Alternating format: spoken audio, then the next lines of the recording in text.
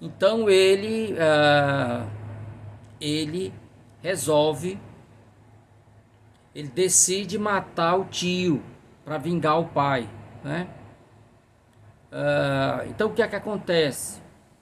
Tem um momento que ele vai matar o tio, mas percebe que o tio está de joelhos orando a Deus e pensa: se eu matá-lo agora, ele vai se salvar. E o pai dele tinha dito: ele me matou sem que eu tivesse tido tempo de pedir perdão a Deus dos meus pecados, né? E ele não quer que aconteça isso com o tio, sabe? Acha que o tio vai se salvar porque ele está contrito orando a Deus. Então essas questões internas aí você não vai ver no teatro do Gil Vicente. É um teatro popular, né, que ele não vai ter essa profundidade analítica do ponto de vista psicológico. Então perde em reflexão e em requinte, produzindo personagens sem profundidade psicológica. É uma crítica que se faz. Antônio José Saraiva, já citei ele aqui, é um dos grandes analistas da literatura portuguesa, né? Ele diz assim: o que não se encontra de Gil Vicente é o que foi procurado pelo teatro moderno clássico em Shakespeare, Corneille, Racine ou Garrett. O conflito íntimo da pessoa solicitada pelos dois extremos de uma alternativa e dividida na sua vontade, que é esse homem cindido, né? Esse homem que se encontra em luta consigo mesmo. Eu vou trazer primeiro uma peça bem simples aqui, que é o Velho da Horta. É uma farsa, né? Então o que é que acontece? Tinha um homem que trabalhava, um velho que trabalhava para o dono de uma horta, né? Ele era chamado de hortelão, ele trabalhava para o dono da horta. E um dia chega uma moça bonita para comprar temperos. E ele começa a se derreter todo pro lado dela, querendo conquistá-la, né? Só que aqui tem todo o texto, vocês, os fragmentos e tal, né? Só que ela, claro, não liga para ele, né? E aí, quando ela sai, entra em cena a alcoviteira. A mulher diz que tem um jeito, né? É outra função das alcoviteiras, né? Feitiços, mandingas para que a pessoa conquiste o seu amor, né? Mãe Jurema traz o seu amado em 3 dias. Então, depois que a moça vai embora, entra em cena a alcoviteira, né?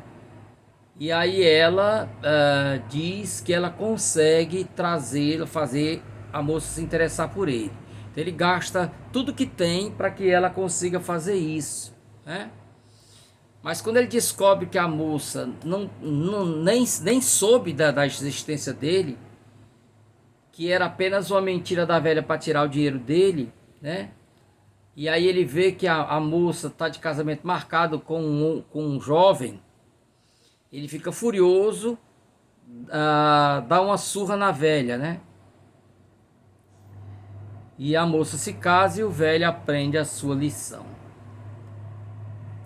Outro trechinho também que eu trouxe foi uma entremês. O que era entremês, gente?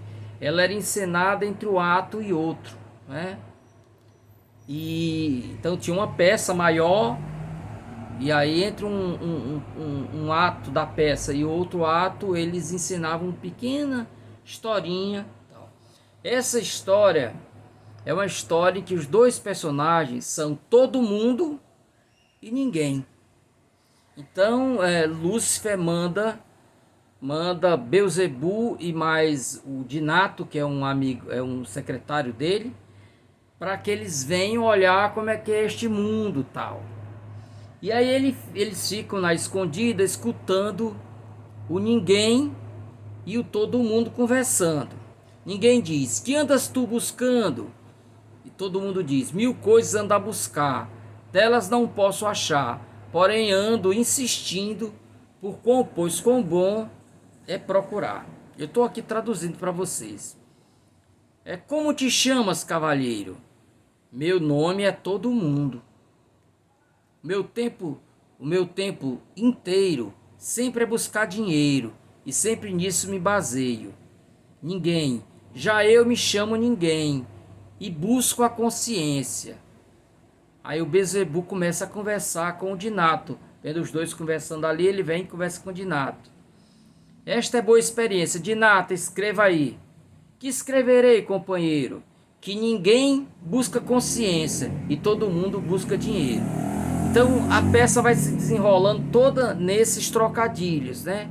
Sempre ninguém busca algo bom e sempre todo mundo busca algo mal. E por aí vai. Então ninguém busca a virtude, todo mundo busca levar vantagem em tudo. Estou dando aqui um exemplo. Então é um entremês que ele vai brincar com os trocadilhos aí, né? Que também é uma característica muito própria do teatro popular. No cordel, por exemplo, você tem muito isso. Ok?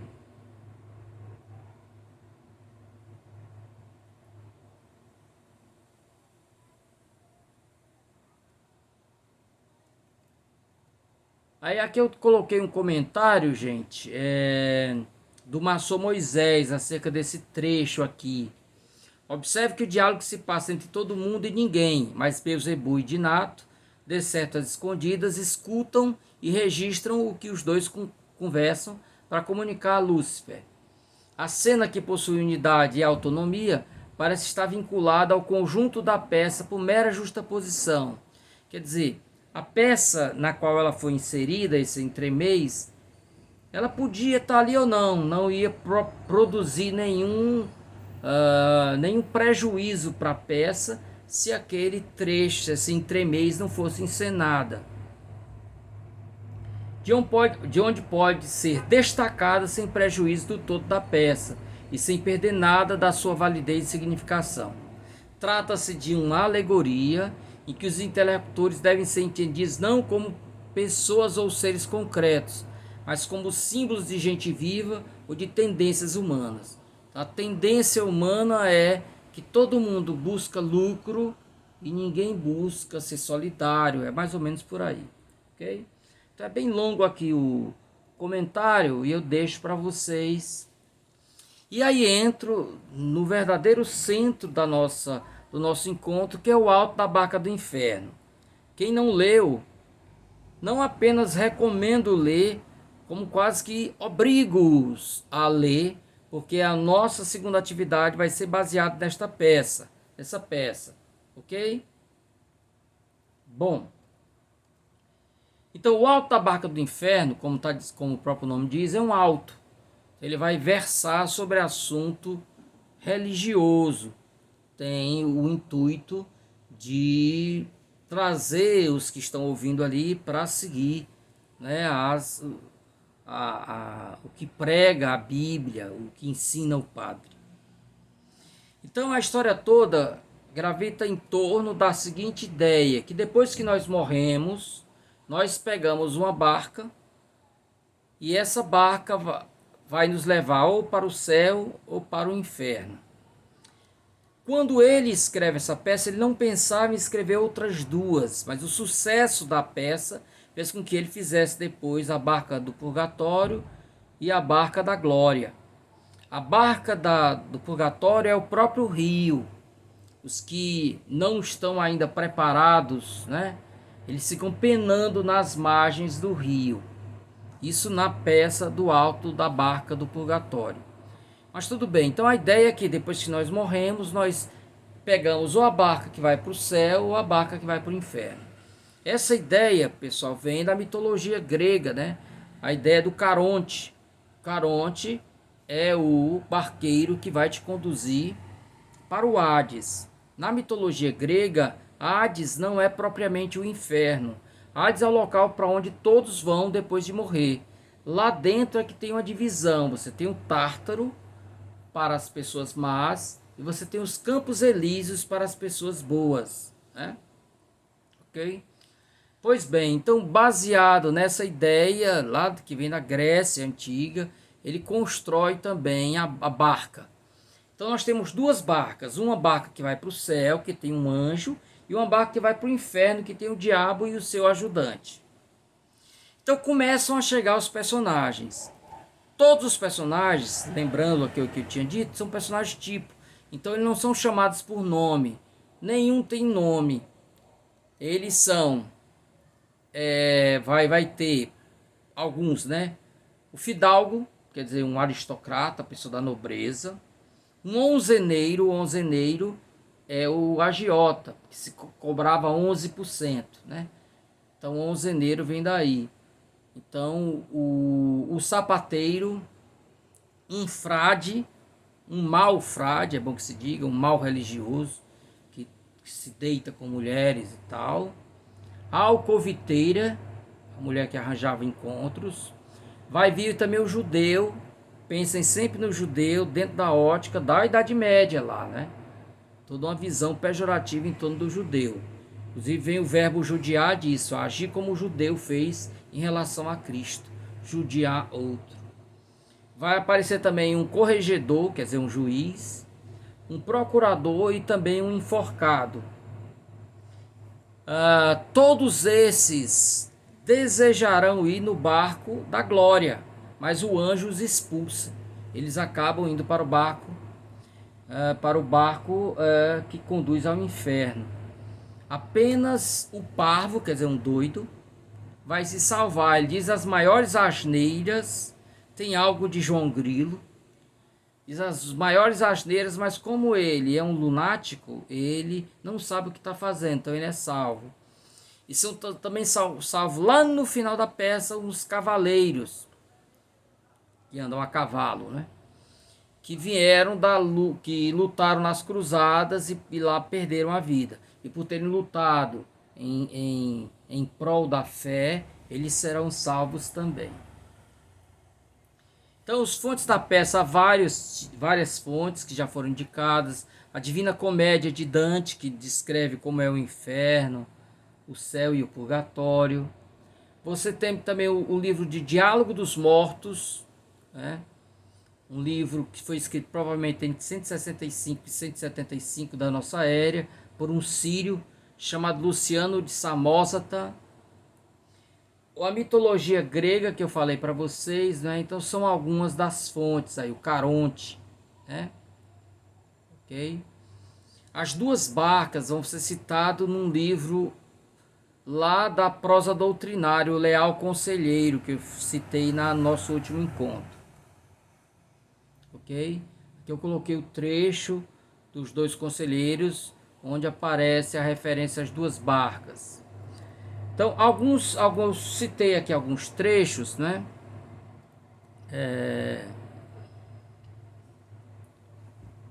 Então, aqui o trecho inicial. Você tem o diabo conversando com o seu serviçal, a pessoa que está trabalhando com ele dentro da barca. A barca, o barco, olá, que temos gentil maré. Ora, veja o carro a ré. E o companheiro diz, feito, feito, bem está. Vai tu, multieramar. Essas palavrinhas vão aparecer. Então, quando vocês... um dos textos que eu mandei para vocês é exatamente a peça. E ela vem com notas de rodapé, que há palavras que você não consegue entender, né? Então ele está conversando. Vai tu, multierramar, atesa aquele palanco, despeja aquele banco para a gente que virá. A barca, azinha depressa, que se quer ir. Então ele está conversando detalhes técnicos, com um verdadeiro patrão, com um verdadeiro condutor de um barco. Ele passa lá os termos técnicos para o seu companheiro, né? Bom, eu vou seguindo. Então eu trouxe trechos e vou fazendo comentários ao lado, trechos e vou fazendo comentários. Aqui a parte do fidalgo, quando vem conversar com o diabo. E ele diz, primeiro ele diz que não é digno de ir naquela barca. Primeiro ele tenta ir na barca do anjo. Aí o anjo diz, não, a minha barca é muito pequena para o tamanho do teu traje. Todos eles chegam no outro mundo usando as roupas ou levando adereços, né, da profissão, da função que exerceram na terra. Então este vem com um empregado trazendo uma cadeira fofa e vestindo uma roupa de uma cauda longa, né? Ele disse, olha, meu barco, o anjo diz, o meu barco é muito pequeno para que caiba o teu traje. É claro que aí é apenas uma metáfora, né? O que ele está dizendo é essa presunção, essa arrogância de se achar tão grande, não é nesta barca que você vai. E aí quando ele chega lá no barco do diabo, porque ele é expulso pelo anjo, ele diz que isso não é coisa digna, eu sou um fidalgo de Solar, quer dizer, ele tinha uma casa grande e tal. Está acostumado a ser, a furar a fila, né? Acostumado a sempre estar acima da lei, ele julga que do outro lado também pode fazer assim. O diabo diz, cala a boca, senão eu, né? Você leva aqui uma remada na cabeça. Aqui você não tem autoridade. Ele começa a murchar. E aí chega uma certa hora que ele diz pro diabo que ele vai ser salvo. Não tem nenhum risco dele não ser salvo. E o diabo pergunta, em que esperas ter guarida? E o fidalgo diz, que deixo na outra vida quem reze sempre por mim. Então era a crença que se acreditava na época, que depois da morte, os que rezavam do lado de cá poderiam salvá-lo, né? Havia inclusive gente que foi mal a vida inteira e deixava uma riqueza muito grande para a igreja celebrar missas, né? Missas, e essas missas iriam salvá-lo no outro mundo. Olhem a cabeça, né? Então o fidalgo se acredita que porque ele deixou quem rezasse por ele, né? E aí o diabo começa a zombar. Ele acredita que fidalgo acredita que a esposa dele ficou rezando por ele. Na verdade, o diabo disse que assim que ele fechou os olhos, ela foi se deitar com o amante. Meu amante, que coisa é essa, né? Ela é tão bondosa. A mãe dela ensinou todas as artimanhas e tudo. Então, aqui vai começar. Vocês vão percebendo como ele vai demolindo costumes da época, né? A ideia é que se acreditava que se rezasse, a pessoa podia ser mal como fosse. Se deixasse alguém rezando por ele, estaria salvo no outro mundo.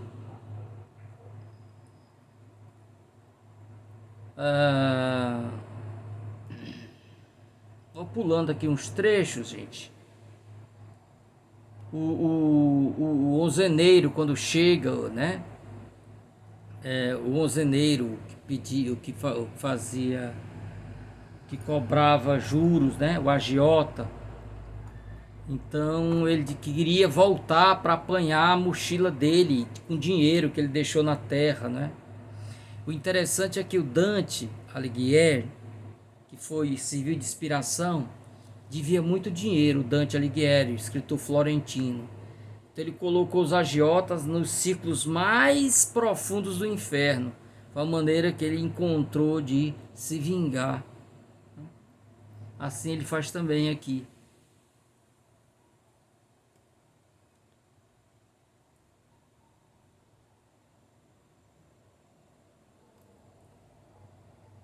Eu queria chegar aqui na parte do parvo, né? O parvo diz, ô daquela, quando ele chega ele grita lá de baixo, o barco é alto. Aí o diabo, quem é? Eu. É esse o seu navio? De quem? Dos tolos. Aqui ele está se referindo a uma lenda da Idade Média, em que se colocavam os loucos dentro do navio e eles ficavam sem nunca pisar em terra mais. Ficavam o resto da vida vagando de porto em porto, sem ter direito a descer. Era uma maneira que a sociedade tinha de excluí-los, né? Então, a nau dos loucos, né? E aí ele pergunta, é essa o teu navio? Qual? Navio dos tolos? É o seu. Entre. Aí o parvo diz, de pulo ou de voo? Porque como era muito alta, e ele tinha esquecido de colocar uma tábua, se colocava uma tábua para servir de rampa para a pessoa subir. Como estava sem a tábua, ele disse, de pulo ou de voo? Só tinha esse jeito, né? E aí ele vai zombar o tempo todo Lembram lá que o João Grilo chamam de filho de chocadeira e outros impropérios contra o diabo? Aqui ele vai fazer o tempo todo.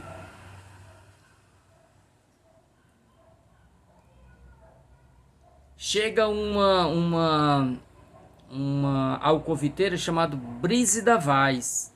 E ela diz que tem direito de ir na nau do anjo porque ela serviu à igreja. Como assim? Era eu que arranjava as mocinhas para os padres. Eu que servia à igreja. Então, ela achava que isso foi uma ação, né, que iria salvá-la. Depois chega o judeu carregando um bode, né? Uma alusão aqui ao bode expiatório, tal dos judeus, né? Essa associação do judeu com bode. Então o bode que o judeu traz consigo remete ao bode expiatório, ritual usado pelos judeus para se purificar dos pecados, já que não aceitavam que Cristo já estendera a todos a remissão dos pecados. Então ele quer ir no barco do anjo, mas não pode porque não cabe o bode, né? Então é sempre essa ideia de que algo que ele se fez na terra servirá de impeditivo, né, de empecilho, ok?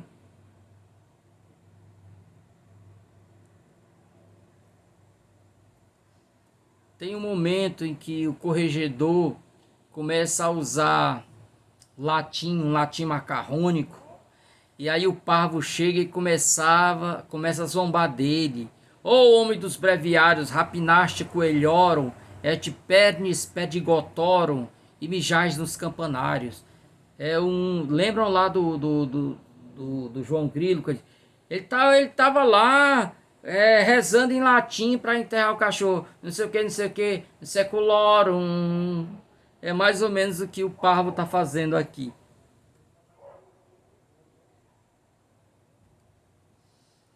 Ok. Bom, aqui já é o final. Eu estou pulando muitas coisas aqui. O que os cavaleiros eles servem como a voz do coro, né? O coro que vai trazer a lição de moral, o coro nas peças gregas, né? Então eles vão falar aqui como se fosse um arremate da peça, como se fosse a essência da peça. Os cavaleiros dizem: a barca segura, barca bem guarnecida, a barca da vida. Venham para a barca da vida, senhores que trabalhais pela vida transitória, memória por Deus, memória deste tenebroso cais. Então, guardem na lembrança como é esse, depois da vida de vocês, o cais dos perdidos. A barca, mortais, barca bem guarnecida, a barca da vida. Vigiai-vos, pecadores, que depois da sepultura, neste rio está a ventura dos prazeres ou das dores. A barca, senhores, barca muito enobrecida, a barca da vida. Então, o trecho em questão traz à baila a questão das cruzadas, que cristãos e muçulmanos gladiavam-se em disputa dos lugares santos. É por isso que, independente dos erros cometidos em vida, os cavaleiros ganham a salvação, porque tombaram em defesa da fé cristã. Por outro lado, o texto demonstra o quanto o teatro vicentino tinha uma intenção moralizadora. Como espécie moral da história, própria das fábulas, Gil Vicente se utiliza das personagens dos cavaleiros para transmitir aos espectadores suas ideias calcadas na ética cristã. Mostra-se assim o quanto as críticas de Gil Vicente à igreja tinham como fim purificá-la, nunca destruí-la. Então acontece com Gil Vicente o que a gente pode ver no Eça de Queiroz, por exemplo. As críticas do Eça de Queiroz à sociedade lisboeta não eram com a intenção de pô-las ao chão. Ele não era um iconoclasta, né? Ele era um sanitarista, ele queria a correção das imperfeições que ele via naquela sociedade tacanha, né? Ainda fechada por uma visão mais larga, né? Ele queria que uma Portugal cosmopolita. Assim também é o Gil Vicente. As críticas que ele faz à igreja não é a igreja propriamente. O padre que aparece que é um padre que ele vem inclusive com a sua amante de lado, não é? É um indivíduo, ele representa os padres que se distanciam da igreja, né? Eu trouxe o resumo de várias peças para vocês. O Alto da Visitação, Alto Pastoril Castelhano, Quem Tem Farelos, o Alto da Alma. Esse Alto da Alma eu cito. A alma é a personagem da história, né? Uma coisa toda alegórica, em que a alma vai falar sobre a necessidade da gente manter uma vida reta e tal, né? A situação conflituosa é gerada por uma alma que deve voltar à sua unidade divina, mas acaba encontrando outros interesses que divergem destes propósitos. O diabo tenta a todo custo seduzi-la com as riquezas da terra, enquanto o anjo busca dissuadi-la das tentações do diabo. As ações da peça são representadas pelas paradas da alma pelo caminho, ao ouvir as tentações diabólicas. O conflito só é resolvido quando o anjo e a alma se encontram em frente à Madre Santa Igreja, e esta lhe absolve dos pecados pelas lágrimas e sofrimentos de Jesus, que morreu para a redenção dos pecados, né? Então a peça é uma peça que tem um suspense, porque será que a alma vai ou não seguir pelo caminho reto? Ok? O Alto da Índia fala do adultério como consequência das viagens dos descobrimentos. Constância, insatisfeita com seu marido e, ao que tudo indica, casar apenas por interesse, arranja 2 amantes